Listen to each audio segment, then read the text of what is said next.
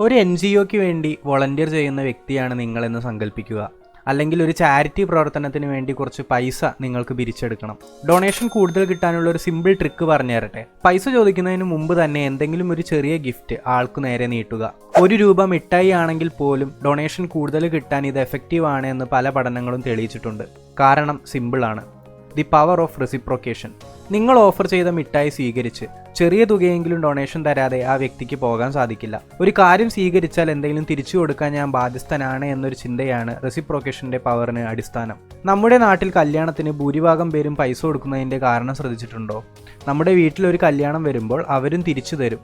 ഉപകാരത്തിന് പ്രത്യുപകാരം എന്ന റെസിപ്രോക്കേഷൻ പ്രിൻസിപ്പിൾ നമ്മുടെ സംസ്കാരത്തിലും സ്ട്രോങ് ആയി നിലനിൽക്കുന്ന ഒന്നാണ്, പ്രത്യേകിച്ച് പ്രൊഫഷണൽ സർക്കിളിലൊക്കെ. Despise the free lunch. അങ്ങോട്ട് നൽകാതെ ഒന്നും ഇങ്ങോട്ട് സ്വീകരിക്കാതിരിക്കുക.